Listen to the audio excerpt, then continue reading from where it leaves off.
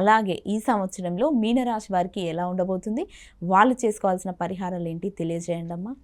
మీనరాశి వాళ్ళకి ఆదాయం 5, వ్యయం 5, రాజపూజ్యం 3, అవమానం 1. ఓకే అమ్మ. ఈ మీనరాశి వాళ్ళకి ఈ సంవత్సరం కనుక ప్రధానంగా తీసుకున్నట్లయితే ముఖ్యంగా వ్యక్తుల యొక్క సహకారం ఆశించిన స్థాయిలో లేదని, కొంత మనశ్శాంతి లోపం, సజ్జన సహకారం ఆశించిన స్థాయిలో తగ్గడం, వీటి వల్ల సాంఘిక సంబంధాలు, అలాగే దాంతోపాటుగా మీకు వ్యక్తిగతంగా రావాల్సిన లాభాలు, వీటితో కొంత ఘర్షణ అనేది రాగల సమయంలో కొంతకాలం మీరు కొంత మీదాకా ఆ ఇబ్బంది అనేది పడతారు.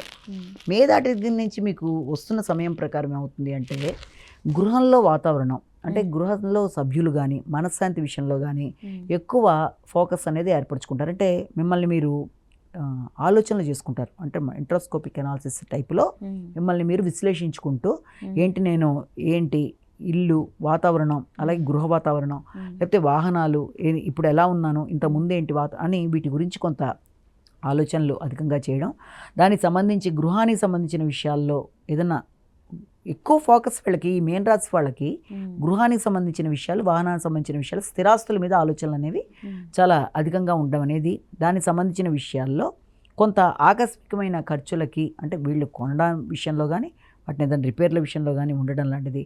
అలాగే వీళ్ళకి వృత్తికి సంబంధించిన విషయంలో ఆశించిన స్థాయిలో గౌరవం అనేది కొంతవరకు తగ్గడం వల్ల కొంత ప్రశాంతత అనేది తగ్గుతూ ముందుకు పెడుతుంది. అంటే ఆశించిన స్థాయిలో డెవలప్మెంట్ అనేది కొంత లేకుండా ఉండడం అనేది ప్రధానంగా చూసే పని వీళ్ళది.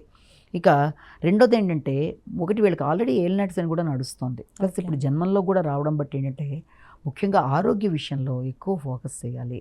తర్వాత ఖర్చుల విషయం, పనులలో ఆలస్యాలు, ఆటంకాలు, దానివల్ల మనశ్శాంతి లేకుండా చికాకులు అయిపోవడం, ఇలాంటి వాటికి ఆస్కారం ఉంది. అయినప్పటికీ వీళ్ళకి ముఖ్యంగా వ్యక్తుల సహకారం బాగుంటుంది. ఖచ్చితంగా సహకారం బాగుంటుంది, దగ్గర ప్రయాణాలు చేస్తూ ఉంటారు, కమ్యూనికేషన్ బాగుంటుంది ఈ సంవత్సరం. అలాగే తోబుట్టువులతో కూడా అన్నీ అనుకూలంగా ఉంటాయి. అంటే వాళ్ళు వీళ్ళ మాట విన్నాం, లేకపోతే మొత్తానికి ఏదైనా అపార్థాలు ఉంటే ఆ విషయంలో ఏదైనా కొంతవరకు వినడానికి ఆస్కారము మొదలైన వాటికి. సాంఘిక సంబంధాలు, మైత్రి సంబంధాలు అనుకూలంగా ఉంటాయి. జీవిత భాగస్వామితో ఏదైనా అననుకూల పరిస్థితులు ఉన్నా, లేకపోతే వ్యాపార భాగస్వాములతో అపార్థాలు లాంటివి ఏదైనా ఉన్నా అవి చాలా వరకు సెటరేట్ అవ్వడానికి అవకాశాలు లాంటివి ఉన్నాయని అనుకోవచ్చు. కానీ ప్రధానంగా ఎలా చూసినా కూడా వృత్తికి సంబంధించిన విషయంలో కొంత గౌరవ లోపం కానీ, శ్రమ అధికంగా ఉండడం కానీ, బాధ్యతలు పెరగడం కానీ, వృత్తిపరమైన విషయాల్లో మీకు కొంత అసంతృప్తికి లోనవ్వడం కానీ మొదలైన వాటికి ఆస్కారం ఉంది. కాబట్టి ఆ విషయంలో మీరు వీళ్ళంతవరకు శ్రీ రాజమాతాంగనం అనేది చేసుకోవాల్సిన అవసరం కనబడుతుంది. శనికి సంబంధించిన పరిహారాలు కూడా చేసుకుంటూ ముందుకు వెళ్ళాలి. ముఖ్యంగా ఈ రాహుకేతువుల విషయం కూడా తీసుకున్నట్లయితే వీళ్ళకి ఈ సంవత్సరం కొంత మీ మాటలు బట్టి మిమ్మల్ని ఇతరులు అపార్థం చేసుకునే అవకాశం కూడా ఉంది. కాబట్టి కొంత మాట్లాడేప్పుడు జాగ్రత్తలు తీసుకుంటూ ముందుకెళ్ళాలి.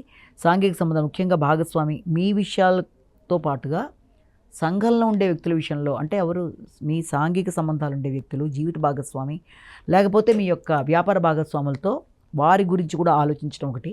ముఖ్యంగా మీ మీదే మీరు ఎక్కువ శ్రద్ధ చూపిస్తూ ఇతరుల విషయంలో శ్రద్ధ తక్కువగా చూపించడం బట్టి, ఇతరులంటే ముఖ్యంగా వృత్తికి సంబంధించిన విషయాల్లో కొంత అపార్థాలకు అవకాశం ఉంది. కాబట్టి ఎక్కువ ఫోకస్ చేసుకుంటూ జాగ్రత్తలు తీసుకుంటూ ముందుకు వెళ్ళాలి.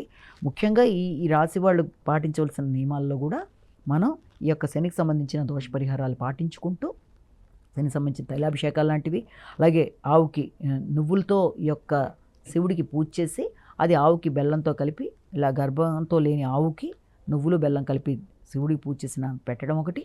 అలాగే దాంతోపాటుగా ముఖ్యంగా ఇక తర్వాత మే నుంచి కూడా వస్తున్న రాహుకేతువుల యొక్క స్థానాలు బట్టి కూడా ఆకస్మిక అనవసరమైన ఖర్చులు, అనవసరమైన వ్యక్తులతో మోసాలకు గురయ్యే అవకాశాలు ఉన్న రీత్యా వీళ్ళంతవరకు అలాంటి విషయాల్లో జాగ్రత్తలు తీసుకుంటూ శ్రీ దుర్గాయన్ మహా అనే శ్లోకాన్ని పఠించుకుంటూ, దాంతోపాటు శ్రీ గంగనాధిపతి అనేది కూడా చేసుకుంటూ ముందుకు వెళ్ళినట్లయితే సమస్యలను అధిగమించుకుంటూ ముందుకు వెళ్ళడానికి ఆస్కారం అనేది అధికంగా ఉంది.